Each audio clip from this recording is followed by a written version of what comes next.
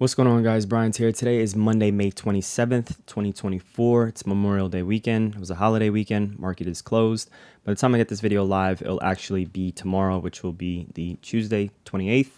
And we're going to be breaking down the price action on the SPY and the SPX for last week and just use some of this information to move forward for this upcoming week's price action. There was an A+ trading opportunity on Thursday right here, and this is the day we're really going to be focusing on. But before we break down this day, I want to analyze the previous few days worth of information so you can use the information from the previous trading sessions to build some sort of context for yourself and better prepare yourself to catch A+ opportunities like this one. Whenever you watch videos, usually you'll hear hindsight is 2020. That is very true. However, the information that I'm addressing is not hindsight as in real time. In this trading session here, this was all preconceived. In the quant trading app Discord, you guys were aware of, I got the question about being bearish or bullish depending on whatever. But this is just some of the information which I was sharing here and what to look out for in terms of being able to spot a low risk short setup on potential backside weakness. We'll be reviewing some of this stuff, try to keep the gamma not so focused on this video, but we will touch a little bit on gamma exposure, and then you guys can see how this in a sense played out. Whether it played out this way or not is not the purpose or the relevant part of this video. It's more so just being able to understand the context, because the trade doesn't always have to work out, but if you can at least understand and interpret and read what the chart is telling you, that can help improve your trading. So let's start with some basics or some fundamentals on a larger time frame. This is the daily chart for the SPY over the past few years, and it's very obvious to see the market is in a very strong uptrend. By its very definition, an uptrend is a higher high and a higher low.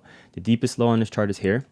Then we have this low, then we have this low, then we have this low, then we have this low, and I'm just marking off some arbitrary pullbacks or arbitrary lows, and we can already see the market is making higher lows right here, just connecting the dots, and we can see. So if you're even thinking about shorting, understand you are going against the overall larger trend. And obviously, if we zoom out, the more and more you zoom out on the SPY, the SPX, the S&P 500, the ES, you will see that shorting this means you're always going to be shorting an uptrend. So you're always going to be going against the trend. And what is the saying in the stock market? The trend is your friend. You can append to that until it isn't. So the trend is your friend until it isn't. But something that's often taught to traders is don't fight the trend. So that's important to point out. Now that we zoom back into a smaller time frame, we're looking at a 15-minute chart over the past 20 days. What do we have on this chart right here? We have an uptrend. However, trends don't always have to go on forever. There are going to be slight pullbacks, and for most contrarian traders, that's what you're really looking out for, is a little bit of a reversion in mean. Sometimes you're not looking for the market to necessarily crash. You just want some sort of temporary pullback. So those are two quick points starting from the larger time frame. Next, on this chart here, let's start with the most recent information that's kind of important to us. And I would say it would be right here at the start of this Wednesday. Why is it important? Because there's a gap up right here. There was some sort of catalyst that occurred last week that caused the market to gap up, and then there was a rally that continued into the next session. So in a sense, at the start of this week here, I put this vertical line on the chart just to distinguish the start of this trading week. So this was Monday. So Monday, Tuesday, Wednesday, Thursday, and this was the Friday. So this is the start of the week, and you're trying to come up with your game plan, and you're setting your levels. You're trying to establish key levels. Being able to read price action can really improve being able to understand what's a key level and what is not a key level, as the chart itself probably provides about 80% of the context in which you need to trade.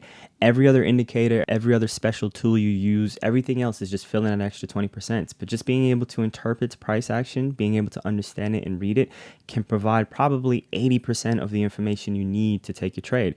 Everything else after that is just risk management, and you're just trying to build up your confidence or your conviction. So if you use something like gamma exposure, if you're in quant trading app and you're using any sort of proprietary system to help you gain some sort of an edge, understand that price action, which is free, by the way, once you have a charting platform, everyone can read the candlesticks. Everyone, for the most part, is seeing the same thing. So being able to capitalize on understanding these fundamentals can significantly improve your trading. So this right here is our gap up. This is the start of the most recent significant low. So we're talking about on Monday right here, you're trying to provide some context for yourself. This was the gap up. This is where all the action started. What happens? The market rallied. We put in a new all-time high, and then we pull back.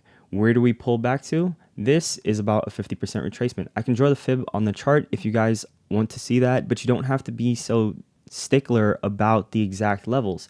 We can just zoom in right here and see this is about a halfway back. From here to here, this looks about the middle of this. So from here to here, this is about the middle. If you want to see the fibs, let's just draw them on the chart. If we want to get super technical, from here to here, what do we have? Price goes up and then it pulls back to the 50% retracement. It holds it for a bit till it breaks down. It hits the 61% retracement, which you guys know this is referred to as the golden zone. That's how some people call it, the golden pocket, I believe others call it. Anywhere in between here is about the halfway back mark. So from here to here, this is just saying if this is 1 and this is 2, this is 1.5. It's right in between the two of them. It's generally going to be a good place for when something is trending for price to pull back to and then hold until it continues in the direction in which it's going. And the opposite is true, which is what we ended up getting here on this day, which is why I pointed out this is likely a good low risk short setup, but we'll get to Thursday in a minute. So let's keep it to here for now. We have this zone right here is significant because this is our gap up, price held, and then it broke out to a new all-time high. So this in a sense can be interpreted as there's potentially going to be demand in this area if price comes back to this area.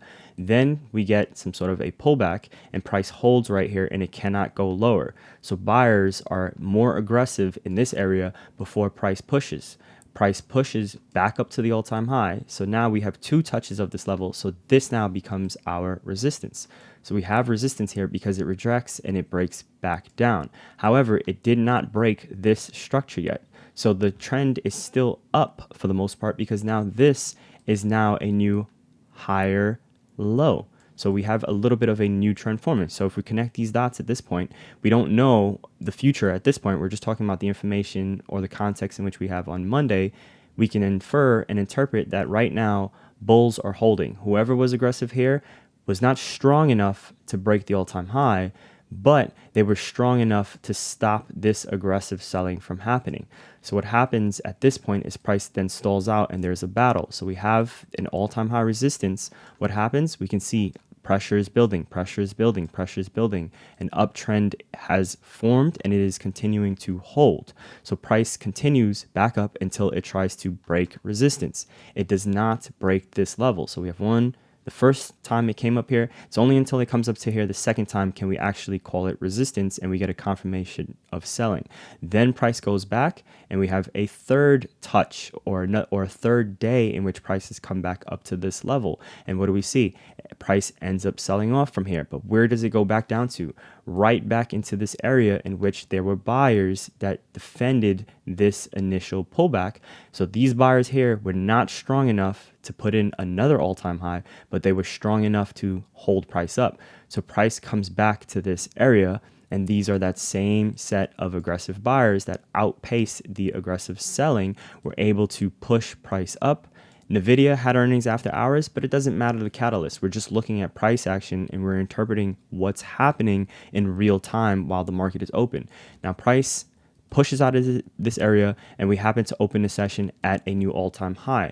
But you guys can see price does not hold. So we get an all-time high. However, price sells off. It fills the gap from the yesterday session, but anyone shorting at this point in time here at the start of Thursday, in a sense, is taking a directional risk without much confirmation. If you're a micro scalper and you're using a smaller time frame and you're seeing something on the tape or level 2 and you're seeing aggressive sellers, different story. But if we're just looking at candlesticks right now and just trying to apply some sort of context, anyone shorting here knows or would be aware, or anybody experienced, I should say, that shorting here would be aware of this zone, this 528 area. So this 28 level is a significant level, and they're aware of this. So you're shorting right into this potential demand zone. So you get this little pop, and then we come down right into here. This is where all these potential buyers were from before. They're all lined up here between 529 and 528. So as a short, you are more than likely going to want to close out your short position. You were just rewarded from catching this short. You do not want to be the last person holding your short position, because you might end up closing out your short position all the way back up here or maybe at an all-time high. So this becomes a sensible place for shorts to close their position. Price then bounces. So this becomes an area. So now we're on this is our same resistance. Now we're back at this level of resistance. It's now a level that has proven to be resistance multiple times before. You now have a safe entry to re-enter your short position as a short. If you are re-entering your short position, I'll say as a bear so that doesn't sound too confusing, you know your stop loss is going to be right above this level, or you're giving it room and saying you'll stop out if we get back up to the all-time high. Either way, you have a defined risk at this point because there was the all-time high you can use as your stop loss, or you can use this level again because it's been proven. So if you start loading up in your short position here, your expectation should be at this point, you want to see price break down from this level that has proven itself multiple times already. So if price drops down to this level and you see price break through it, there's usually going to be momentum selling that's going to kick in because at this point, this support has broken. And that's something that these shorts that were in this area were waiting to see. So here we go. So price breaks this area and we get aggressive selling that happened into the afternoon session here. Do you guys understand what I just did? I'm not looking at anything fancy. We're just looking at a candlestick chart. I'm not even cross-referencing things with volume. As we can see, volume was very high whenever we came into this zone.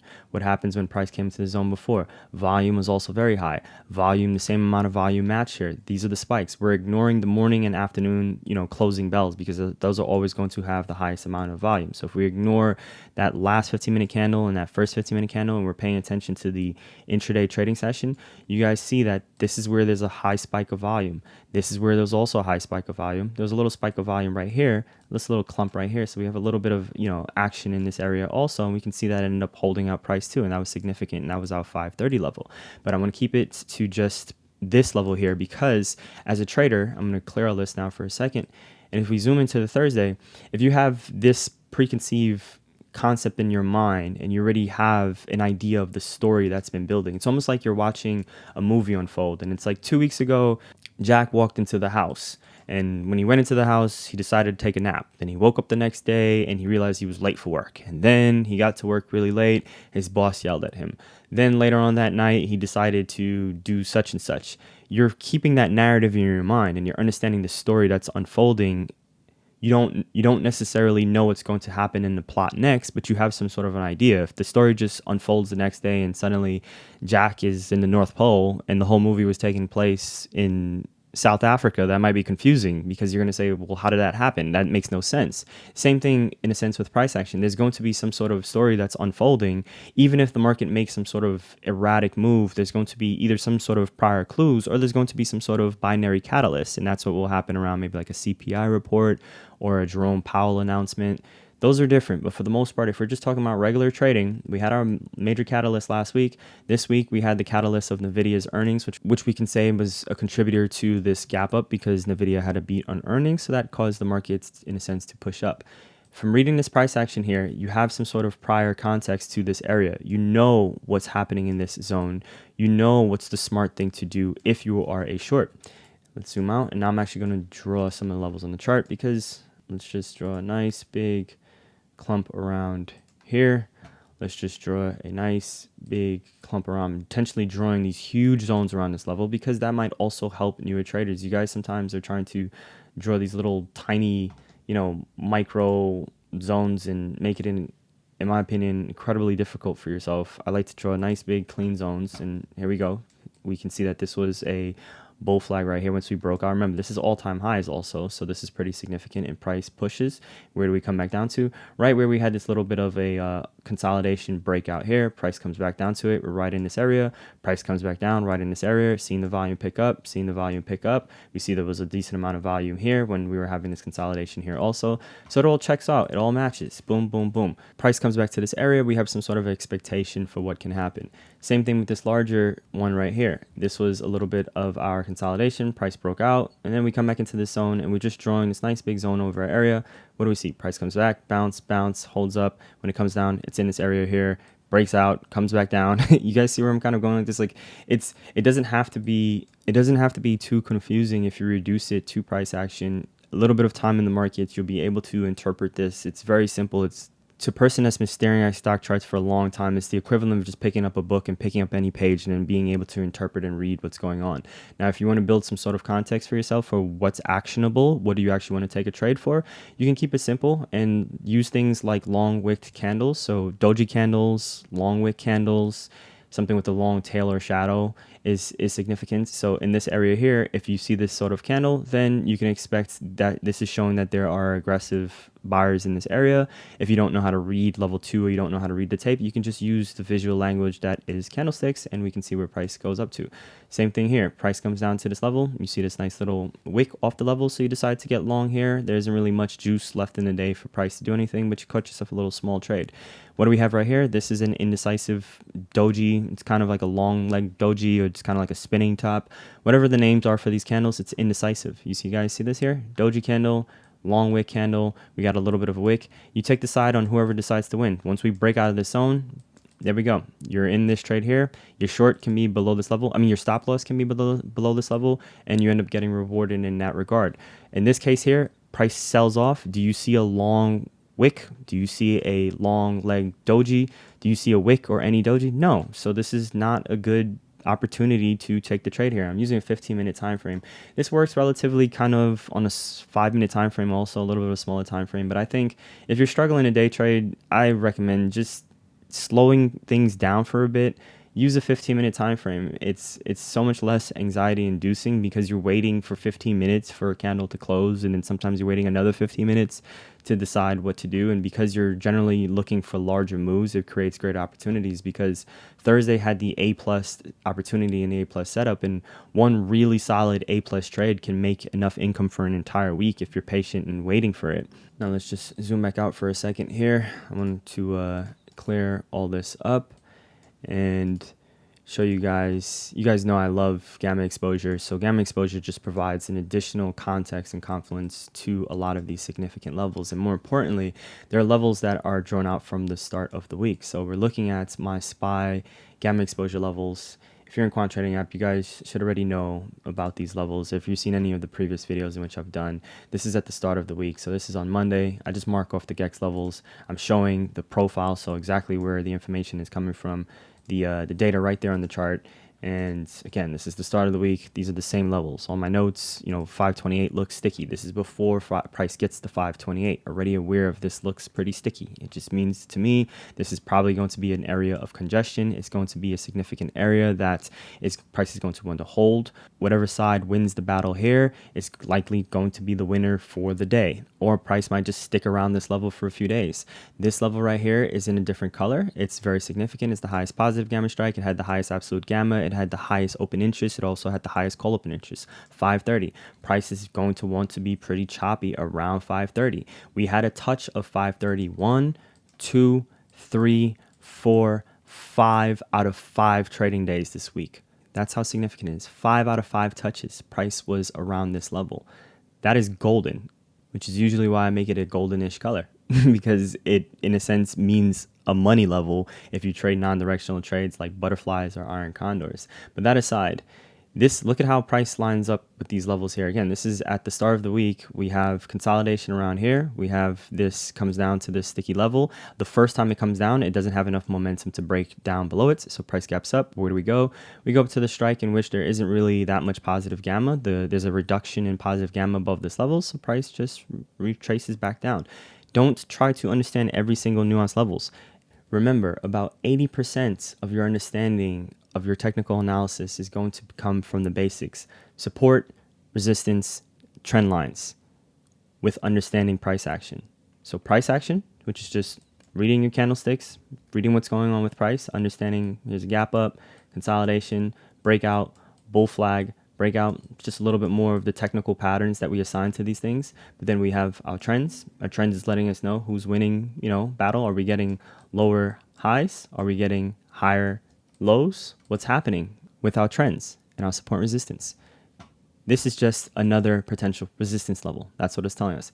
This is a potential support level. It's a super support level because there's a lot of confluences around here, which is probably going to lead to choppy price action. So the gamma exposure can tell you where price might be really choppy if you're new to start. So maybe don't look to be too aggressive around these really choppy levels. But when price sells off into these levels, they can act as support in confluence with some of our other levels that we have in our chart. So let me just clear this back out because I don't want to get too down the rabbit hole of gamma exposure in a video that's supposed to be about price action. Now, if you're watching this video and you're asking yourself, okay, this is great and all, but still you're hesitant or you're afraid to trade, that's where understanding setups comes into play. I like to wait for that 50% retracement. I probably have about, I don't know, videos 3.5, 4 years ago or so on anything which I've done, usually on shorting intraday trades. You guys will see this right here. This 50% retracement. So from the high, price sells off. You can be patient. You can wait. When does the selling stop? Where do we bounce? Oh, we bounce back to 50%. What do we get? We get an inverted hammer right here. So this is letting us know now buyers are in a sense no longer as aggressive. Sellers are now starting to take over. We're starting to see some of that pressure coming in right here. So you see that the candles are not closing at the highs. We're getting these wicks on the candles. We get a little bit of green candle here, and then we get a little bit of this. So this is this formation right here, this consolidation that's happening. It's happening right between the golden pocket. So this is just showing another example. It's right where we sold off, we bounce back 50%. In this area here, whoever wins this battle in this area is going to be the winner, or the next trend is going to form from this region.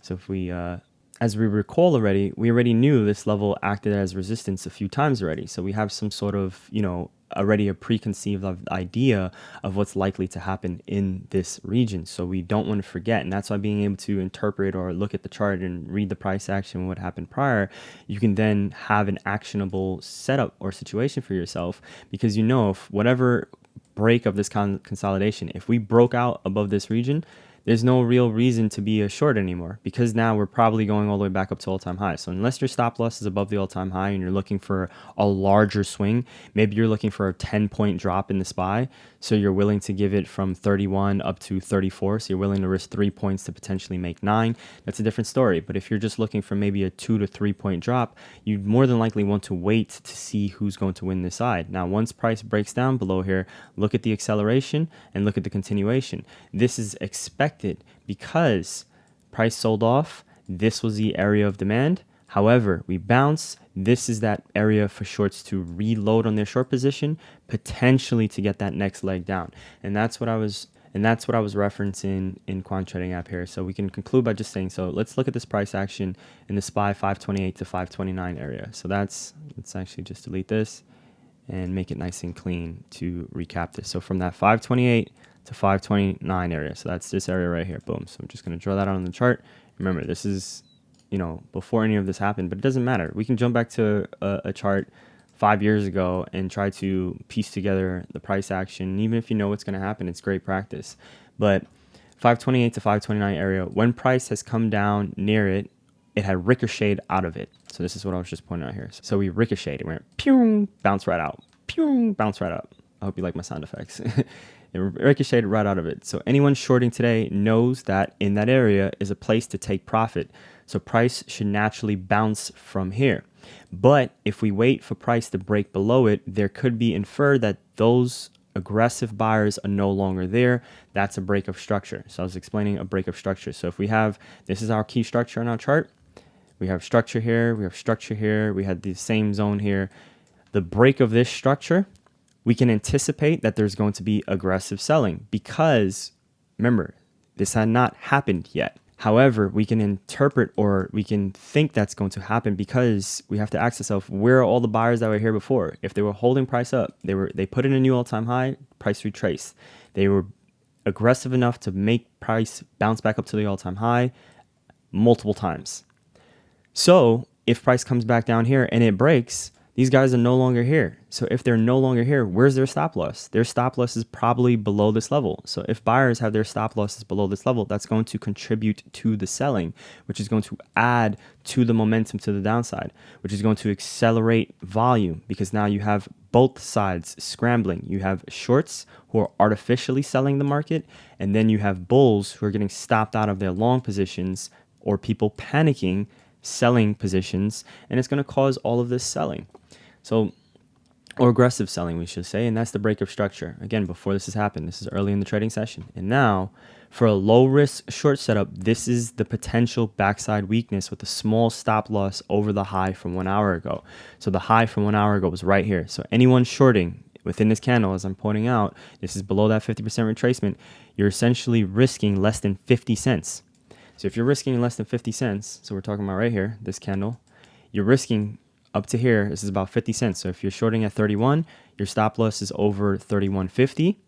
You have the potential, if we're getting a break from here and price keeps selling, we don't know how low it's going to go, but let's just say 26, for example, you're looking at more than 5 points here, right? And this is a very decent. So if you're risking 50 cents on the SPY to potentially make $5 from a risk to reward standpoint, that is astronomically huge. That is excellent. Even if you're using this as your target here, because you don't want to take the risk because you don't know what's going to happen, and you're going to take your target at 28, you're still getting a great risk to reward. You're risking now, in this case, 50 cents to make $3. That is an excellent risk to reward. It means if you stop out, whatever, you lost 50 cents. If you're right, you make at least $3. That's a trade you take almost every time as a day trader, or in any time frame, if you will, because this is applicable to any time frame. You can do the same thing on a daily chart, whatever time frame which you trade. Being able to read and interpret price action is important because you can apply this information and context to anything. So this is it right here, and it's just pointing out this is where price is likely going to go. We're more than likely going to break this because shorts are now able to load up, and now they have less risk associated. They've probably locked in and realized some gains. They're feeling a little bit more confident. They're playing with quote unquote house money. So let's see if they hold for price to go down much lower. So this consolidation over the last hour, it gives shorts. My spelling is usually pretty horrible during the day because I'm paying attention to the market. I'm doing a million other things. I don't have time to actually, articulate thoughts and stuff super clearly. So I apologize if sometimes whenever I'm reading this stuff in these videos and it's like, gosh, this guy can't write. It's because obviously it's a live trading session. I don't like to edit whatever I send, just because then if I'm going to do a video on it or it's going to be referenced later in time, it looks lame if it's edited, because then it could have said anything at the time. So I'm just showing you guys pretty raw all the mistakes here. Anyway, this consolidation over the last hour gives shorts a place to reload on their short positions to hopefully for them gain enough momentum to now break that 528 support area. Bears are putting out feelers and will likely add to their short positions on confirmation on the break of 528. So if they are putting out feelers, they're just testing, just like, hey, I'm shorting a couple contracts, I'm shorting a couple shares here, I'm shorting 100 shares, short a lot, short another lot, short. They're just putting out some feelers. On that break of this 528 area, they have confirmation. They're going to add to their shorts because now they have the wind at their back. They ended up winning. Turns out they were right. So they're going to add. We're going to get some accelerated selling. Momentum traders going to take this breakdown here, lock in profit as soon as we hit a level. Then they're going to re-enter right here, and they're going to ride this wave down, and then they're going to close out the trade. That's momentum traders or momentum scalpers, but we can see how that ended up playing out. As far as we said, this is where now it got a little more complicated, just talking about the gamma exposure, what makes it difficult. Also then pointing out, this is our gamma. We had the 530 level to be aware of. So if price breaks that 530 level, we can expect a break of 530 gives the opportunity to short, but you're shorting right into demand. That's something similar to before, as mentioned earlier in the video. If you're shorting up here, you're shorting into this demand zone that has not been broken yet, so you know to take your profit. So the same thing, if you're shorting at this 530 level, so right here's 530. If you're shorting on the breakdown of 530, you know you're shorting right into this demand level. So there are going to be some shorts that are going to forfeit on taking the short position. Hence why we see a little bit of buyers coming in. They're more than likely just going to wait for that demand zone to break. That's a different style of traders. So before, again, this happens, just pointing out the green candle had not formed yet, but just pointing out that that's the thought process behind any aggressive, short seller is aware of this, or anyone with experience in reading price action that's been scalping for a while. So if you're a scalper, obviously if you're a micro scalper, none of this matters because you can trade any direction at any minute of the day. And I'm just talking about trades with follow through. So trades that when that level breaks, you're going to see some sort of aggressive selling. So if we break 528 this next time, we're going to see about a $2 drop or so in the SPY. And for the SPY, from a break from like here to here, how much percent is that actually? So about 0.6%. So from this whole entire move, so from here to here, this is about a 1% drop. That's a move with follow through in the SPY. That's the difference between being able to identify when there's an opportunity for a short like that versus, you know, a short like this where this is 0.1%. For me, I'm generally not interested in these types of trades. This is where I get most active. This is where I share most of that stuff. This is where I think you can learn so much more.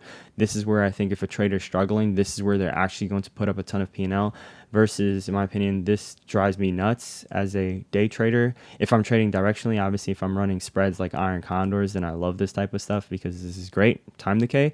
But if you're just trading directionally, these are the days in which you can put up a whole week's P&L, sometimes an entire month's worth of P&L if you put enough risk on the trade, obviously, if you have the cushion, you know, to support potentially being wrong.